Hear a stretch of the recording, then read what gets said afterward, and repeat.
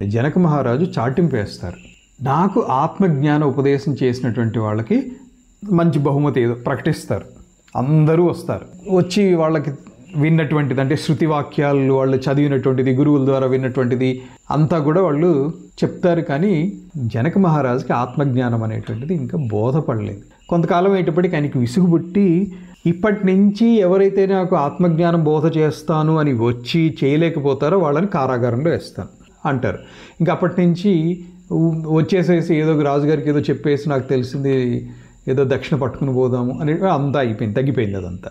కొంతకాలానికి అష్టావక్రుల వారు వస్తారు. అష్టావక్రుల వారు వచ్చినప్పుడు ఆయనని చూసి అందరూ నవ్వుతారు. ఆయన శరీరం అంతా కూడా భిన్న భిన్నమైనటువంటి ఆయన అంగాలన్నీ కూడా శాపవశాత్తు, తండ్రి శాపవశాత్తు వంకరలుగా ఉంటుంది.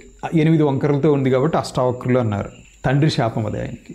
ఆయన వస్తుంటే జనక మహారాజు అప్పుడే ఎక్కడికో వనానికో దేనికో వెళ్దామని చెప్పి గుర్రం ఎక్కబోతూ ఎడమ పాదము ఆ హార్స్ పెడల్లో పెట్టాడు. ఇప్పుడు ఏంటంటే ఎడమ పాదం పెడల్లో ఉంది, కుడి పాదం నేల మీద నుంచి తీసి గుర్రం మీదకి అటువైపు వేసి ఆ పెడల్లో పెట్టి గుర్రాన్ని ముందుకు దూకించడం, ఇదే చేయవలసినటువంటిది. ఈ సన్నివేశంలో జనక మహారాజు ఎక్కబోతుండగా అష్టావక్రుల వారు వచ్చారు. ఏంటి అని అంటే, నేను నీకు ఆత్మజ్ఞాన బోధ చేస్తాను. దానికి కండిషన్ తెలుసు కదా? తెలుసు. అలాగే అంటాడు. అలాగే అంటే, మరి చెప్పాలంటే నువ్వు నాకు ముందు గురుదక్షిణ ఇవ్వాలి కదా అంటాడు. ఖచ్చితంగా ఇస్తాను, చెప్పండి గురుదేవా అంటాడు. అంటే నీ మనస్సు నాకు ఇచ్చేసే గురువు దక్షిణ కింద. జనక మహారాజు అలాగే అంతే, అలా ఆగిపోతాడు, అంతే, మనసు ఇచ్చేశాడు. మనస్సు ఎప్పుడైతే అష్టావక్రుల వారికి పరం చేశాడో, ఎలాగైతే ఒక గుర్రము యొక్క పెడల్లో కాలు పెట్టి నిలబడి ఉన్నాడో అలాగే ఒక బొమ్మలాగా నిలబడిపోయాడు. మనస్సు ప్రవర్తించటం లేదు. ఇంకా ఆయన అంగరక్షకులు వచ్చి ఆయనను అలాగే తీసుకుని వెళ్ళి సభలో కూర్చోబెడతారు. కొంతసేపు అయిన తర్వాత బాహ్య స్థితికి వస్తారు.